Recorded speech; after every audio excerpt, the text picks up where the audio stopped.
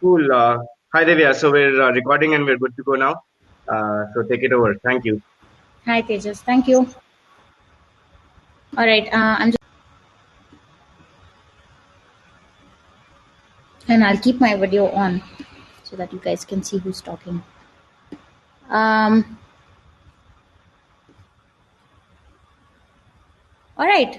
If we're ready to get started, I'm just going to go right ahead since we're on time.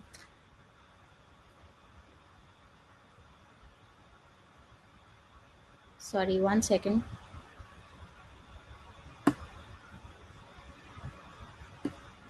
All right. Okay. Hi everybody. Welcome to the Seven Deadly Sins of Production Talk with me, Divya Nair. So for the next 45 to 50 minutes, I will share with you my experiences in game production that have allowed me to kind of bring to you these big traps, these seven big no-nos that you should definitely avoid, right? So while these are primarily from a production perspective, they can be applied to anyone aspiring to decision making or road mapping or team management in games. So my hope is that at the end of this presentation, you will have gained some insight into what not to do when aiming for success in your games, right? So before we start, a little bit about me and my background. I have about 9+ years overall work experience, six of which is in gaming.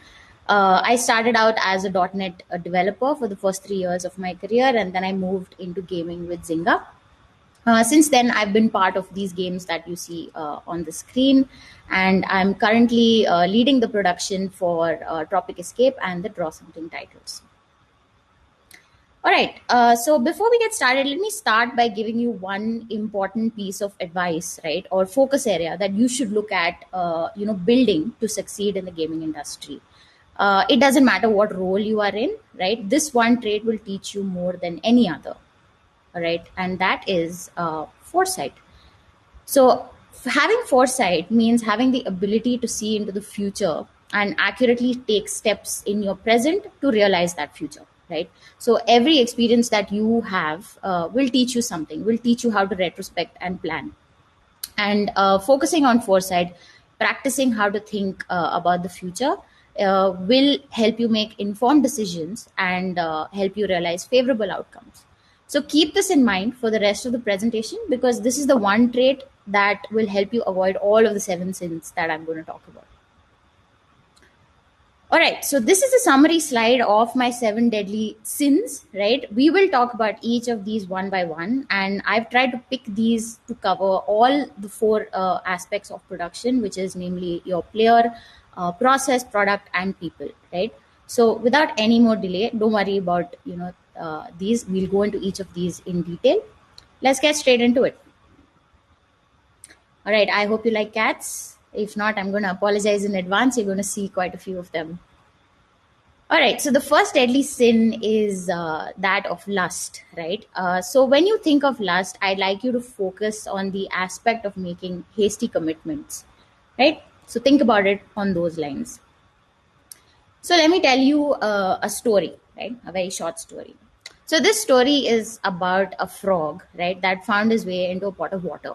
Okay, unaware that this pot was actually over, it was simmering over a flame, right? The frog continued to, swim around, enjoy himself in the water. Now, as you know, frogs are known to thermoregulate. What that means is that they can adjust their current body temperature to the surroundings, right? So that's what this guy did, right? As the water kept getting hotter, right, this frog kept adapting, and of course, in the bargain, using his body energy in doing that, right? Eventually, the water became too hot for him, right? He couldn't, and he had no energy to, kind of even want to, like, even though he wanted to jump out, he had no energy to actually do that anymore. And finally, unfortunately, the poor fellow died, right? So my question to you is, what do you think killed the frog?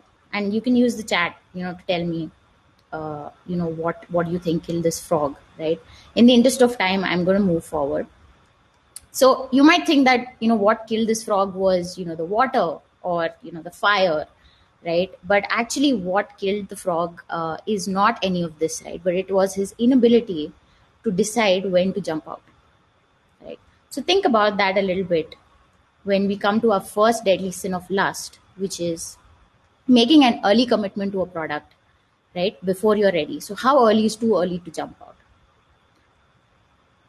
Now let's try and connect this story to, like a game or a feature in production, right?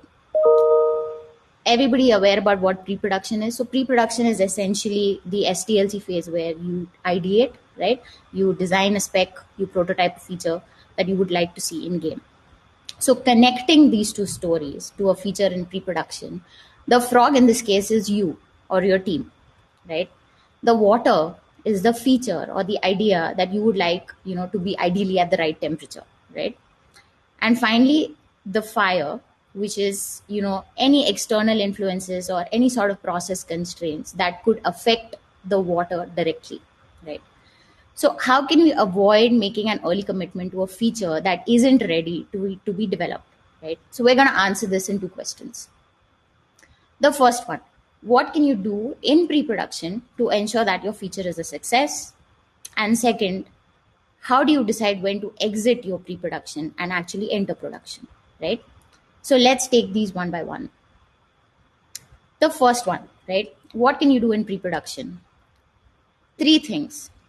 The first, define, right? Define as many things as possible. What are your goals? What is your intent for the audience, right? Who is your audience? How much do you know about the audience that you're building this for, right? What are you trying to solve with this feature, right? What is the experience that you're looking to give them in game, and what impact are you expecting it to have on your current game, right? Define as many things as possible. Secondly, evaluate. What do you evaluate? Your constraints, right? Sometimes we start out with some predefined constraints on pre-production. We almost never start out with a blank slate, right? So are you expected to release this feature around a holiday season like Xmas or New Year, right? Do you need to reuse code from another feature? Is there even scope for innovation in this feature, right? All these are questions that could change the way this product comes out at the end. And lastly, allocate, right? I know this is a no brainer, right? And but why is it important and why is it on this list? Because in pre-production the challenge most often is, is finding out how much time is good enough to allow for your creative process, right, to give you the best outcome that you're expecting. So if your designers feel pressured, it will show in the outcome, right? If there is a requirement of a prototype and you haven't allocated dev support, it will derail your project, right? So define, evaluate, and allocate effectively to build a good spec, right?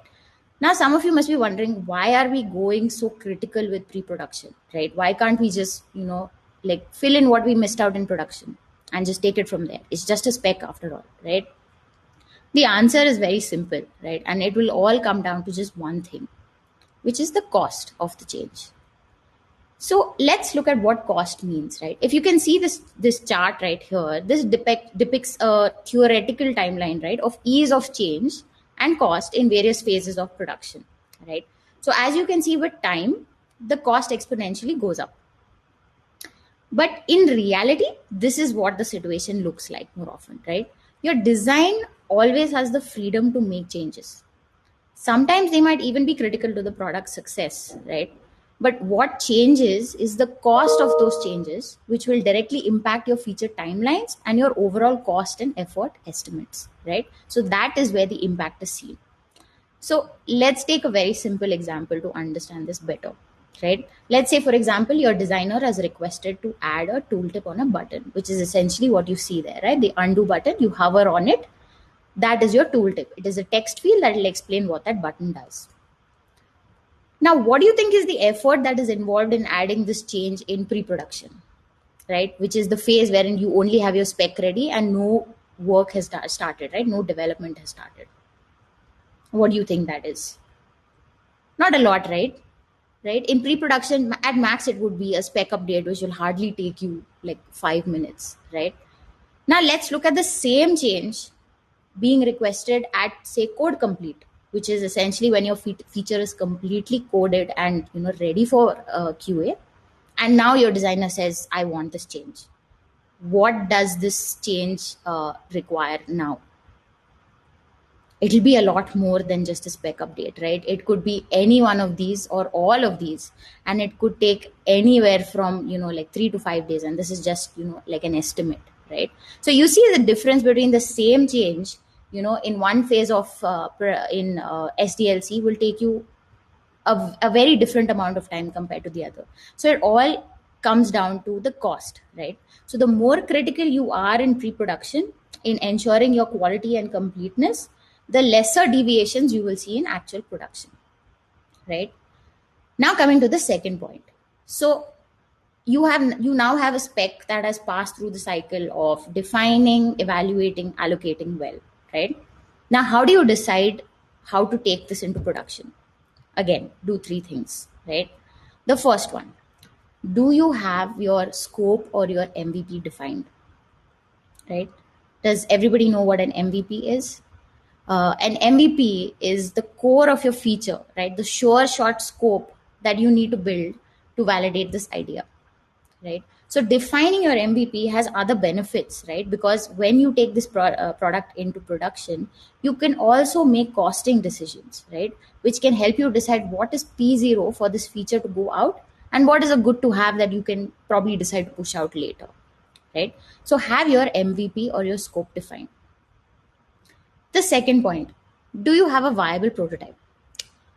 Now let's talk about this for a minute, right? In waterfall, you usually don't have, a prototype involved in pre-production, right? But I'll tell you why you should account for it when you plan, right? So how many times have we been in, a feature, like in a cycle basically where you have a feature that everybody loves, everybody has signed on, right? You take it into production.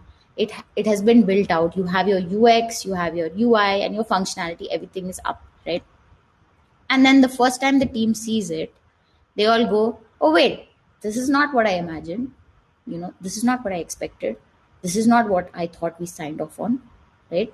So investing in a prototype in concept will ensure that when your team is signing off, right, they're not just signing off on the idea, right? Because words can be misinterpreted, but they're also signing off on the form that it will take in production.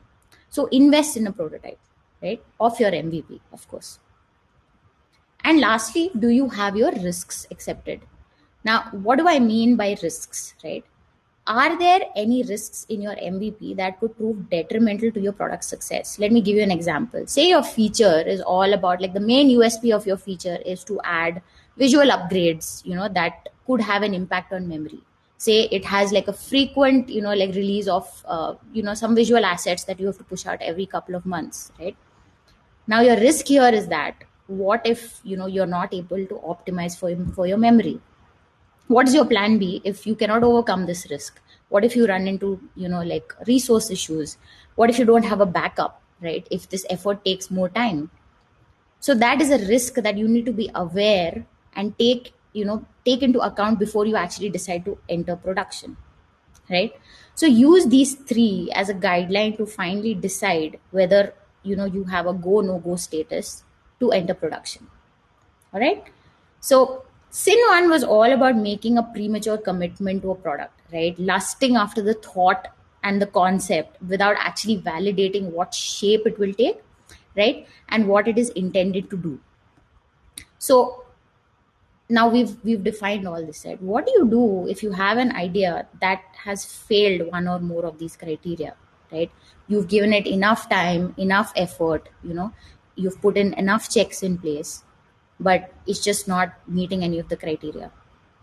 What do you think you should do? So what you should do in this case is that you should scrap it. You should can it, whatever words you want to use, right? Like, get rid of it, stop immediately, right? And then start fresh with another idea. Now, when we talk about, canning a feature or shelving a feature or punting a feature, right, in production, I just want to talk a little bit about how the gaming industry in general thinks about canned products, right? We look at them as failures, right? That should not be the case. And I'll tell you why, right? And this is very important from a production perspective. You have to understand that if you're not happy with your product in pre-production, it is not miraculously going to get better in production, right? A cancelled product is not a reflection of the team's ability. It is in fact a positive, right? It means that your team has done its due diligence to check whether this feature is actually worth it or not, right? So the goal, and listen to me when I say this, right? The goal of pre-production is to do everything possible to kill your game, not to protect your game from the chance of failure, right? It is to do everything possible to kill your game, not to protect your game from a chance of failure, right? Making that decision is going to save you money, time, and years of emotional strain, right? Because all you're going to do in production is try to fix or try to force fit it to fit a form that it is just not going to happen, right?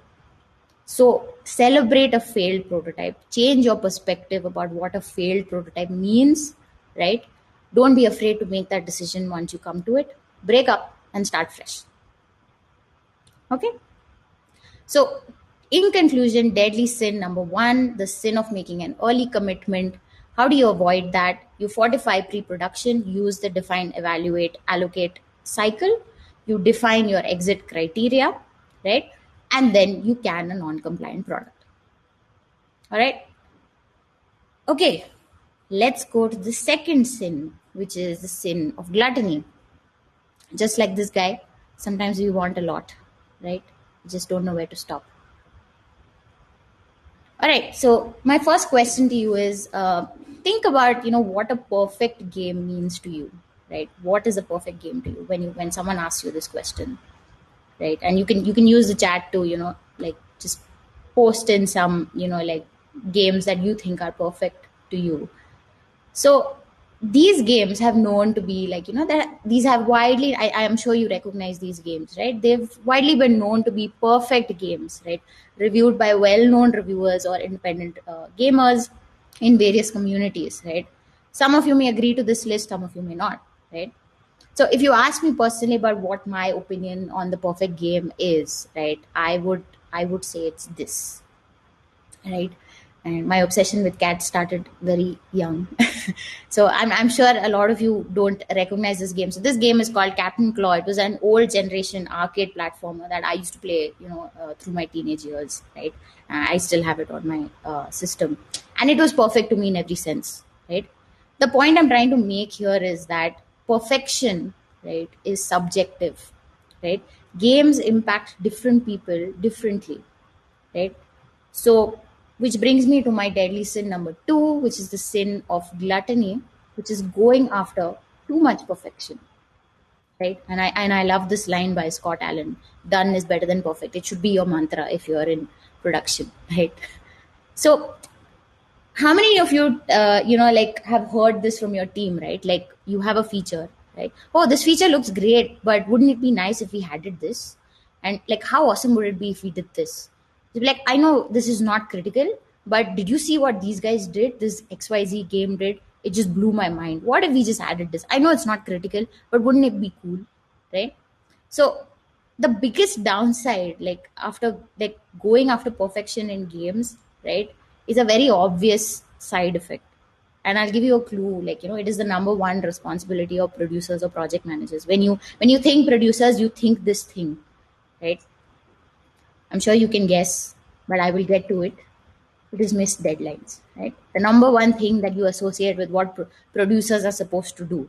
And I'll tell you why it's important, right? So, when you spend too much time perfecting something, it will take an indefinite amount of time. You will never be able to judge when it is done, right? Because like it is very subjective. Perfection is very subjective. So, and the result of missed deadlines is quite large, right? And it's something that has direct implications on your expected revenue for that feature, the users that you have targeted, right? If you're trying to capture a new audience, or in the case of say an innovation, right, you're trying something new, you're trying to capture a new opportunity area in the market, a missed opportunity at that, right? So we know that the gaming industry is like very competitive, right? So you only get one chance at everything. So seizing a new market, doing something spectacular, right, all will pose timing as extremely critical, right? Hence you need producers, right? So how can we avoid falling into this trap of perfection, right? Let's look at a case study. Um, how many of you guys recognize this game? Again, use the chat. I would have loved to talk to you guys face to face, but anybody recognize this game? It's not actually a game. All right. So I'm just going to reveal it. So this is the playable teaser for a game called Silent Hills, right? So let me tell you a little bit about this game. So back in 2014, right, this was released to like PlayStation players, right? uh, so this is called what this is what they called a playable teaser, right, which allowed the player to essentially have like repeated walks through an increasingly dangerous and chilly hallway, right? So this character, like it's a first person view, just walks through the same hallway in a haunted house, right, and every time he walks through it the experience is totally different, right? So not only was it like insanely frightening and fun, right, but what this did was it served as market research, right, and validated if these players, like if PS players are ready to actually like delve into this kind of this level of horror rather, right? So the reception, so what happened with this game, right? The reception was amazing, right? When it came out, everybody was just super thrilled about it, right? If you guys go and google this also, it is still considered as one of the best playable teasers of all time, right? Unfortunately, this project was actually cancelled around 2015, but the press was extremely negative, right? People really wanted this to be made into a game. uh, so the good thing was that the learnings from this PT actually made it into another horror game, which is called Death Stranding, right? Which is equally great, right? This was directed by Kojima and Guillermo del Toro, so you can Google that too. These were like reputed gamers at that point. Um, what can we learn from this playable teaser? You know that validated the market research and like like whether the audience has an affinity to this kind of a genre, right? One word: MVP, right? And we use this word around a lot, but why is it so important, right? We also spoke about this before in the criteria to exit pre-production. So an MVP is a version of the product, right, which allows a team to collect maximum validated learnings from your actual customers with the least effort, right? The key word here being validated learnings from your actual customers. Okay. So an MVP approach is fairly simple, right? You build something, you release it, and you measure what it does. And finally, you learn from it. You take a read and you learn from it. And then you do this loop continually until you have a product that you are 99% sure that your audience will love, right? Reduce the risk element on your product. So the MVP approach is actually a very good way to avoid falling into the trap of going after too much perfection. Prioritize that. Do not miss your deadlines, right? And the MVP approach is not just limited to the gaming industry. These are popular apps that you might recognize. All of these have used the MVP approach to validate their concept, right, in their first launch, and they are all genre defining in some ways today. So, in conclusion, uh, how the sin of gluttony is going after too much perfection, right, which can result in tangible losses to your game. So instead, you work towards an MVP approach, right, and factor those learnings into your product and build products on time. All right. So that was the deadly sin number two. Going to deadly sin number three. How cute is this fellow? All right. Cool. So let's talk about these three games, right? I'm pretty sure you guys have probably played these or you definitely recognize these. So tell me in the chat, I mean, just, what do you think is common between these three?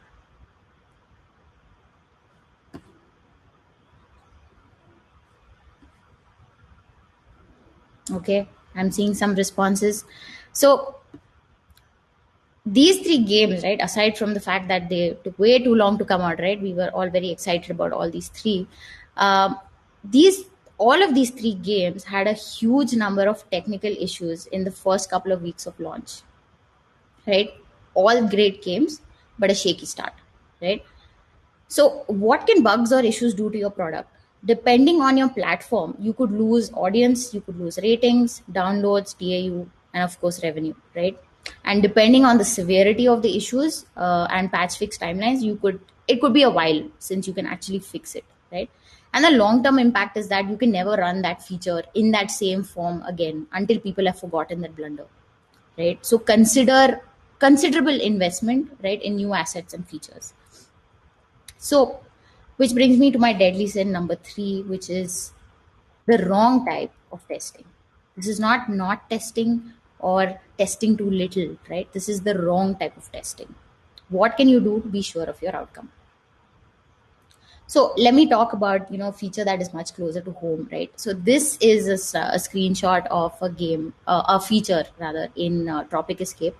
So back in 2018, we ventured down the path of building a new PvP event, right, which is called Catch the Monkey.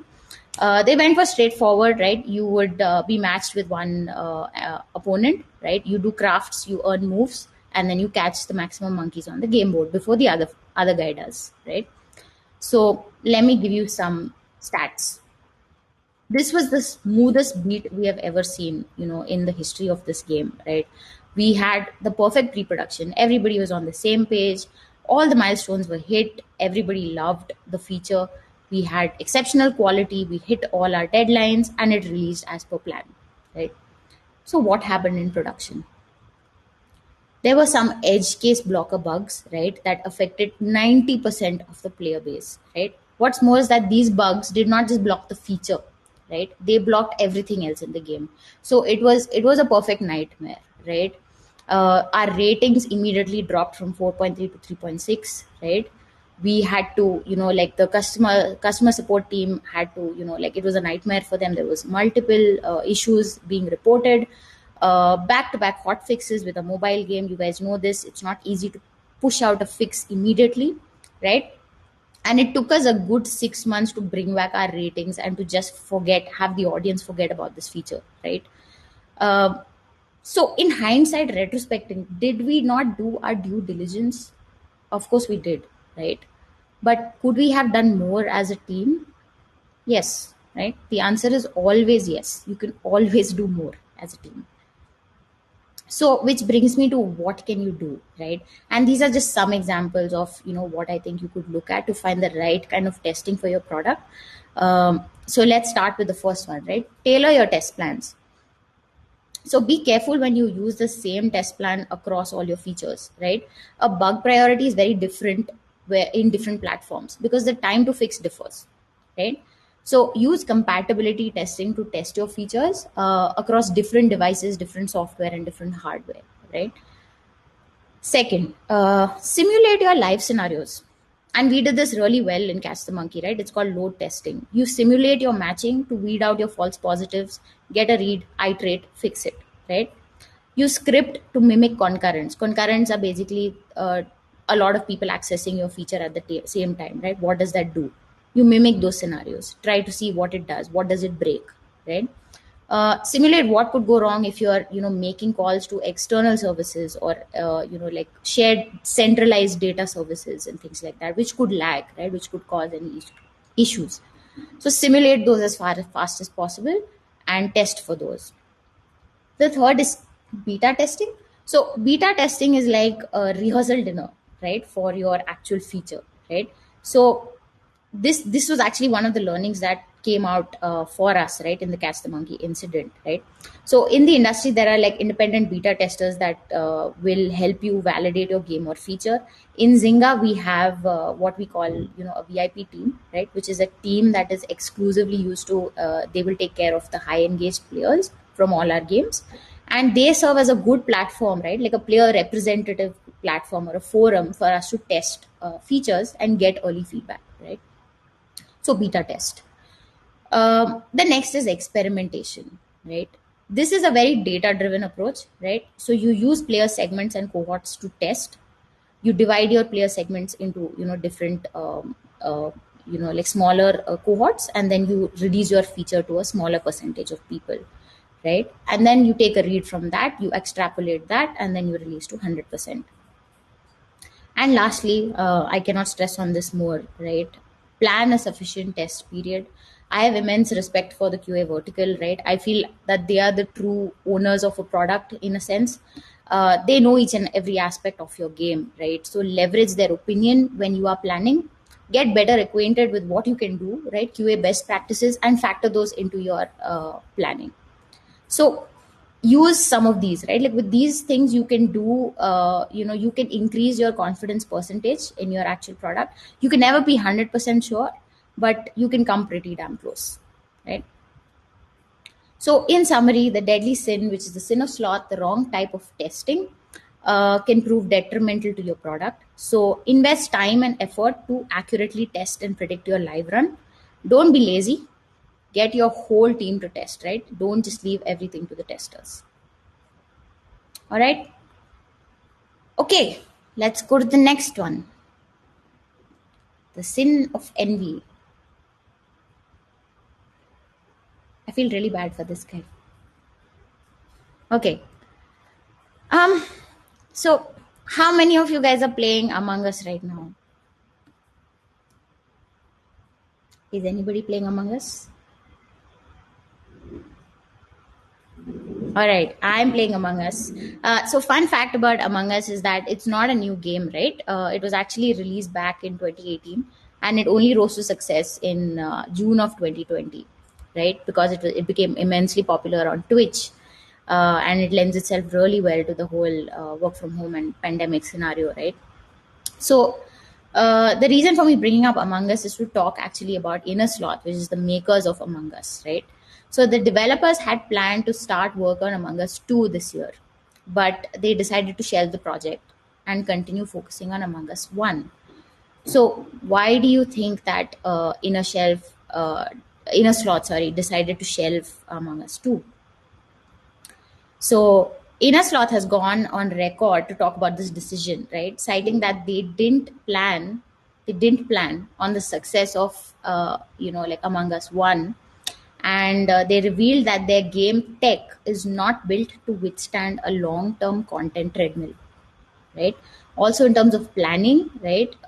Since the Among Us 2 was planned for later this year, but with the success of Among Us 1 came like a lot of live support, live ops support basically, which required them to reprioritize their resources, right?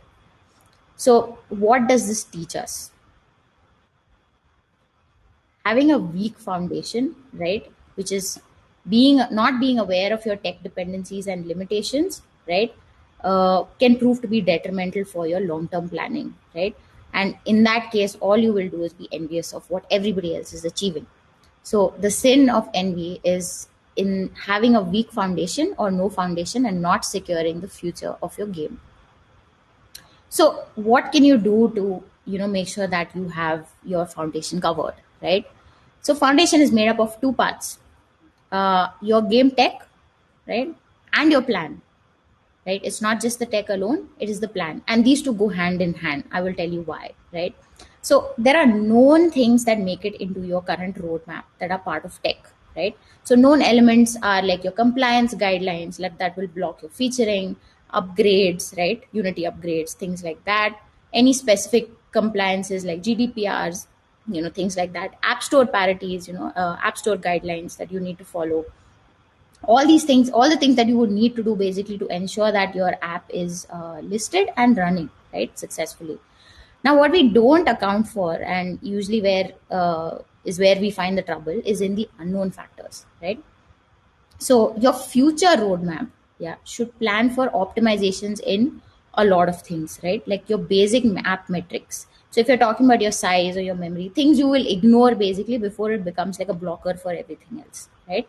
So if you have a content heavy feature that requires new assets to be released every couple of months, at some point you're going to have to optimize. So put that in your futuristic roadmap, plan for that, right?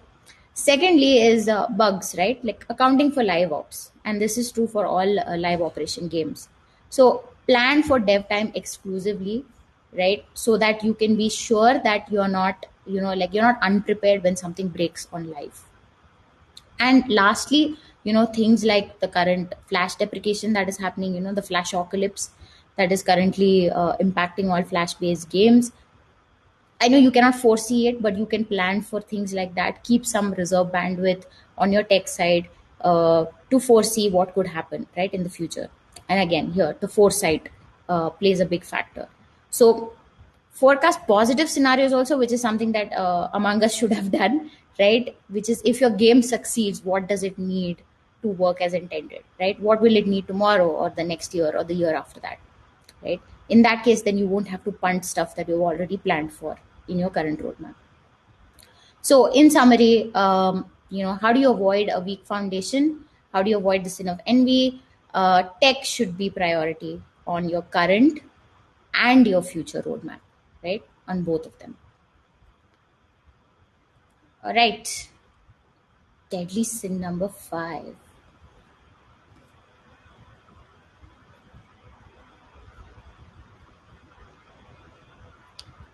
Okay, so do any of you guys recognize this man?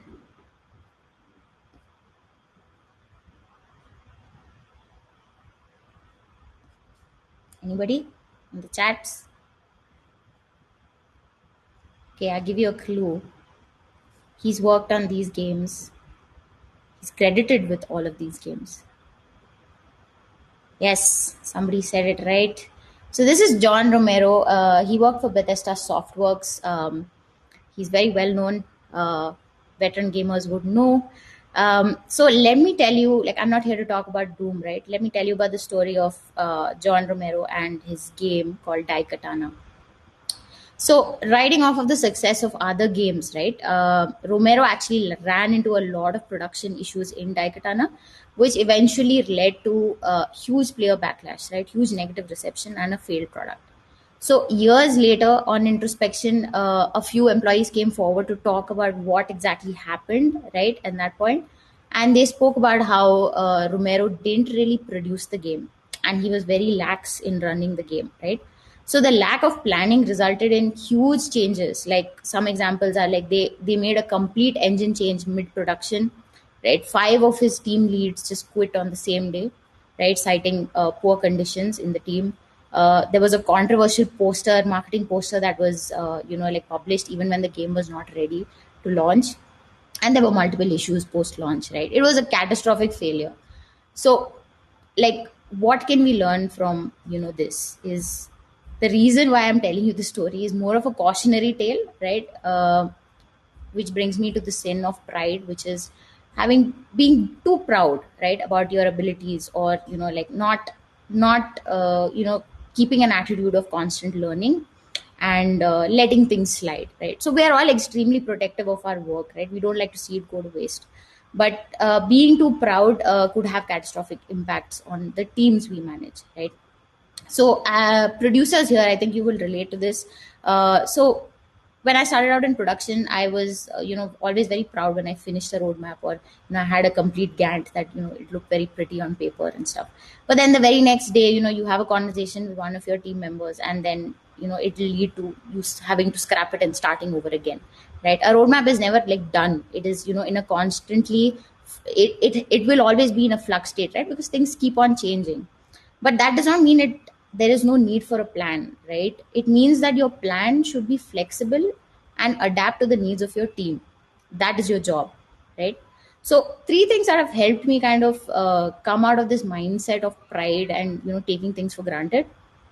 The first is be adaptable, right? So learn about tools that will help you achieve what your team needs, right? Don't force them to conform to something that doesn't work for them. You build a process for people, it's not the other way around, right? So focus on constantly learning, focus on learning about new things in the industry that will help you do your job better.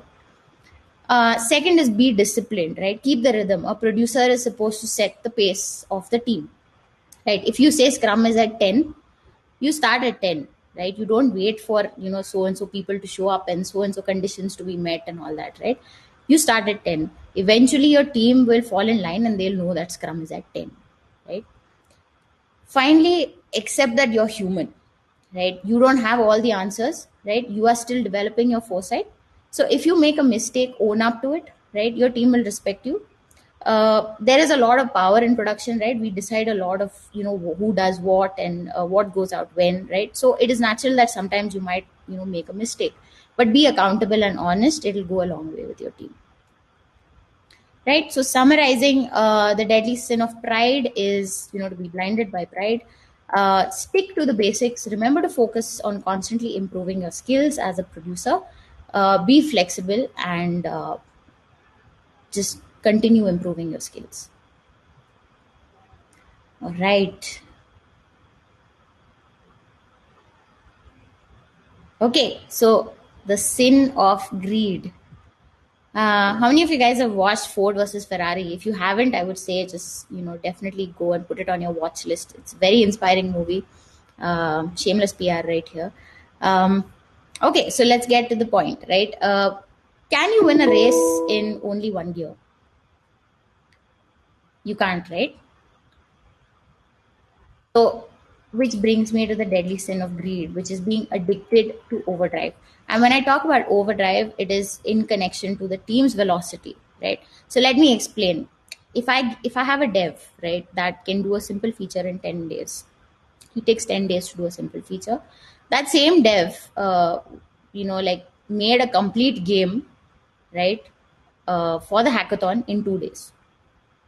So the next time I gave him the feature, right, I thought to myself, is 10 really too much for this guy? Like, this is such a simple feature. If he can do that in 2 days, why can't I give him less, right? So the temptation is real, right? The temptation is real to just, reduce the number of days. But, and as a producer, it is your responsibility to get the best out of your team. But how do you know, like, how much is too much, right? So let's talk about what are the positive impacts of shifting gears or changing your team velocity in this case, right? So one is like hackathon, right? Self projects improvement. These are like more for honing your skills. It's very good for like showing off what you know, or just plain just learning more about your track, right? Basically. Second is you get a chance to improve your velocity, right? If you plan for shorter bursts of high velocity work, right, in your team, maybe you won't get your 10 days down to 2 days, but you could be at 6 or 7 for the next year, right? Because when a team starts doing the same task more diligently, they will spend lesser effort in doing that. So give opportunities that can make them see that difference. And lastly, product opportunities, right? And here, let me give you an example, right? So last year, Tropic Escape had an opportunity to do a quarter-on-quarter growth. And in a declining game, I'm sure you know that opportunity window shrinks very fast, right? A quarter-on-quarter growth is basically making the same amount that you made this quarter than the next quarter with declining DAU, right? So the opportunity was like a 350K window, right? The team got very excited about this and they came up with a plan. We did an additional 3 months of content, right, in 3 weeks to achieve that goal, right? Which I didn't plan for, honestly. It was just the team that went and did it, right? And what did we achieve out of it? It boosted morale. It made people a lot more confident in what they could do, right? It was a win-win for everybody.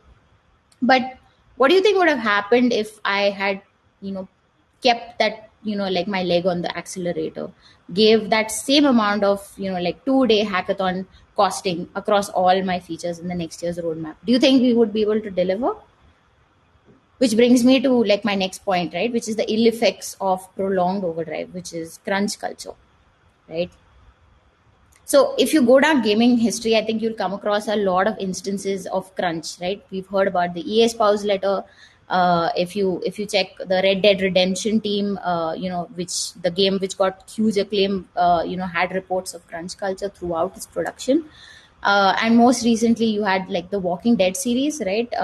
Which rose to fame, Telltale Games basically, which rolled to fame with its storytelling titles, which also had like they came under fire for having a crunch culture basically in their production.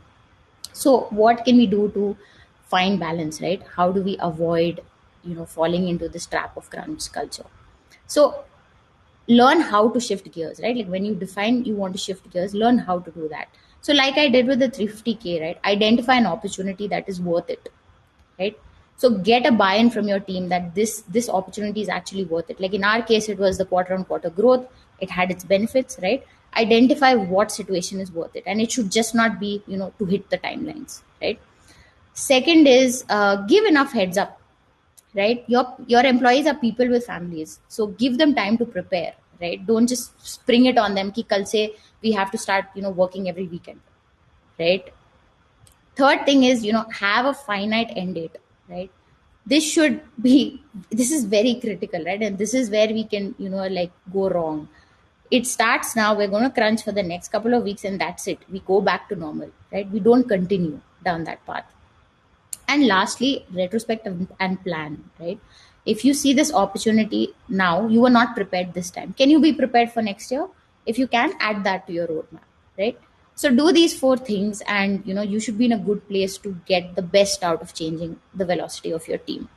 So in conclusion, um, do not be addicted to overdrive, right? Don't be greedy with your team's velocity. Shift gears with caution and avoid falling into crunch culture. All right. And the last sin is the sin of wrath. So this is a straightforward one, right? Producers are known to be people persons, right? Which means that they are supposed to be good with people. So you shouldn't be shying away from people issues in your teams, right? So the sin of wrath is basically ignoring dissonance. Dissonance is any sort of issues that is in your team, right? People that don't work well together will not be able to deliver effectively, right? So ignoring issues and letting it become chronic could be like the final nail in your gaming dreams, right? So I found this from an independent study, right? Having the wrong team is in the top three reasons of why startups fail. How bad is that impact, right?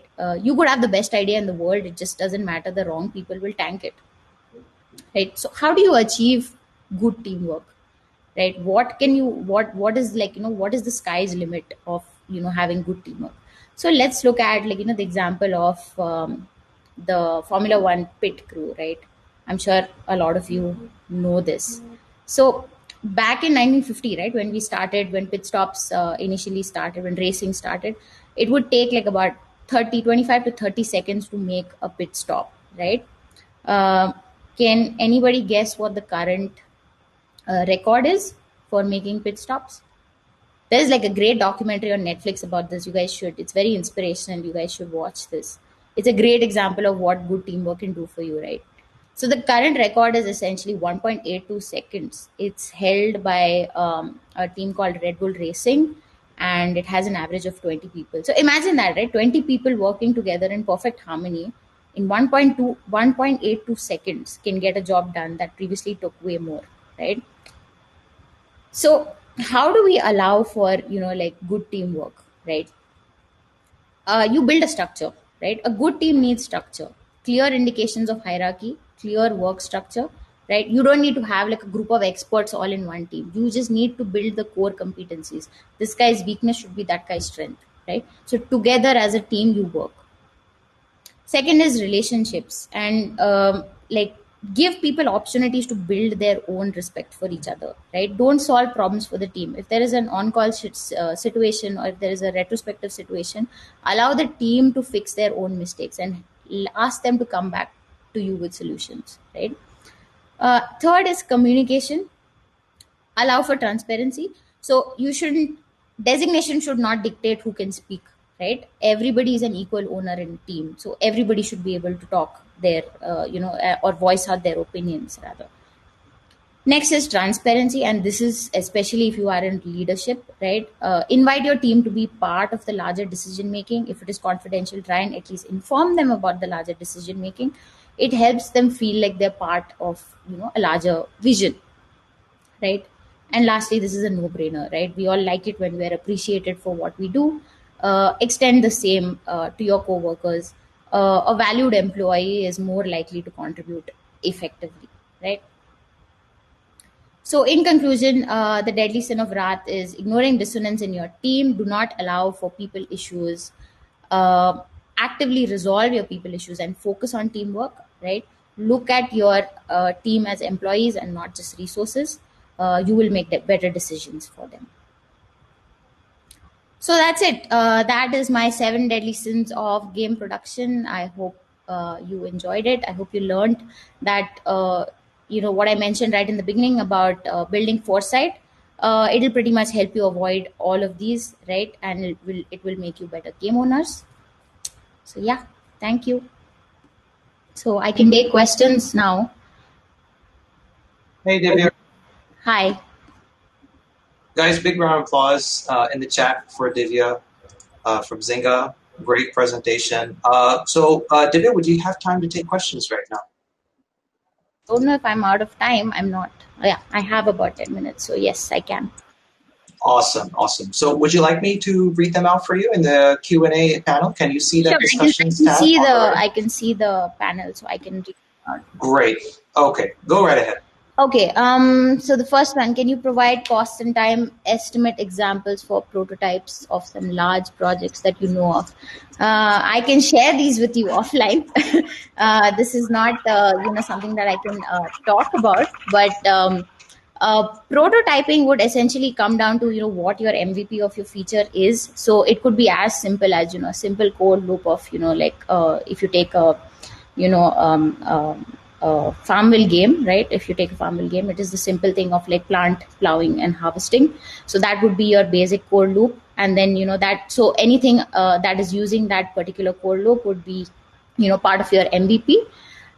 So you can use different tools to build a prototype. It doesn't really have to be directly in code. You can use tools like like walkthrough prototypes, like Miro, for example, is really great for having UI walkthroughs. Unity has a lot of plugins also that you can use, so it doesn't really have to be something that is in game. A very dirty prototype would also work, but something that shows you the flow of information, right, for your MVP would work best for you. Okay, second one, great presentation, thank you. I would like to know your opinions on how to precisely capture time estimates for tasks, design tasks specifically. How to cultivate the skill of discernment when estimating time for that. So this is a big question, right? Like I mentioned in my presentation, it's very hard to quantify the creative, right? It's very hard to. So it is more of a factor of giving an initial period of like brainstorming, right, where you have the 0.5 pages or the 1 pages before that, right? And in that period, I would say facilitate a lot of analysis, right? Look at other games, look at what you're actually trying to do, define what you want, right? That is where you're blue skying the whole theory. Give that like an estimated I don't know, a week or so, right? See where you're going with that. If you're making good progress, then then you can decide to enter the actual pre-production. So separate that effort from your actual pre-production timelines, right? That would be a good place for you to start, right? And then as you get you start doing more planning, you would get better at estimating these, or getting to know your designers better to know what would be good enough for them. All right. How do you handle conflict between team players? You talk to them. You don't avoid this. You bring them into a room. You ask them what the problem is, and you talk it through. Right. I think more often than not is you have to first acknowledge the emotion. Is what I say. Right. This is something you'll hear in management techniques also. Acknowledge the emotion. If someone is upset, you're not going to get a lot of content, so let them vent it out, let them get out their frustration first, and then you get to what exactly is upsetting them, right? Most often it's disrespect, or not feeling valued, or not being heard. So you can solve those issues in that way. Divya, how do you handle debates between creativity versus practical analytics driven decisions, if any? Okay. How do you handle debates? You let them debate it out. I would say both aspects are important, right? Creativity is important. Practicality, if you mean by like what works, what doesn't work, I'm not very sure what you mean by practicality. Is it the feasibility of actually doing the idea, or okay, I'll go with that, right? The feasibility of actually doing the idea versus the creative. I think it will come down to, like I mentioned, your foundations, right? Like what can you actually do? Like innovation is great, right? Creativity is great. Like I'll give you an example. We tried adding night mode to our game, right, this year. It was one of the innovations, so where the creativity kind of is takes over, but the practical aspects is I need to go back and figure out how feasible it is, what will it do to the game, right, from a technical perspective. So once you have that worked out, you have like a prototype that just works with the concept, then you know that this feature can be built on top of that concept.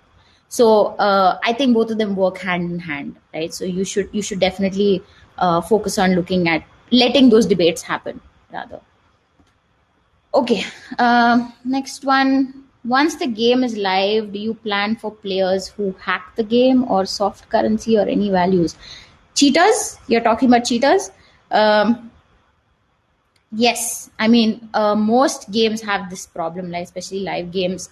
Cheaters is a big problem. It is an even bigger problem if those cheaters are paying members, right? Which is why, that's where the lines blur, right? Because you don't want to block them from the game because they are actually part of your VIP in some cases. But cheaters definitely, like we would say, we have taken steps to kind of ban people from say areas where they can spoil the experience for other people, like for example competitive games, like the feature I talked about, the PvP feature, Catch the Monkey. In those places you should definitely put in checks for cheaters, right? Because it is going to ruin the experience for the other people playing the game. So you should have your experience be tailored for everybody to win, no matter what, right? So yeah, that is on. Yes. Divya, I am so sorry to interrupt right now. Unfortunately, we are out of time Okay. right now for Okay. questions. So what I could actually request is you mentioned your contact details on that Yes, I slide, did. right? Yes. So if you want to just type that into the chat. For anybody who would like to reach out to Divya, she'll provide her her Twitter. I don't remember actually what handle it was. It was I'm so just sorry. an email, but yeah, I can put that in. Yes, she'll provide her email handle in the chat. And if you guys like to take any of your questions offline, I mean, technically this is online, but if you guys like to hit her up, yeah, you can hit her up right there. So once again, I would like to give a big round of applause for Divya from Zynga providing this really interesting talk. Those cat photos, cat gifs, honestly, I think it totally sold the talk for me. I don't know about you Thank guys. you. But thank you so much. Guys, can you give a round of applause in the chat for her? Thank you. Thank you so much. So Divya, you can actually go backstage and I will wrap up All things right. here. Thank you. Great. Okay. Thanks, everyone. So actually, I am not actually officially a part of the production track, so I'm just helping things out here. But we are in the process of our next talk for production, and that's Death of a Producer from Francesco Casanova Para from Outplay. So all you have to do is just go back to the left side. You see the stage button there, right? It's flashing a number there. So just go back there, and then you can find the next production talk that should be happening anytime right now. So that's all for now. I'm actually going to stop the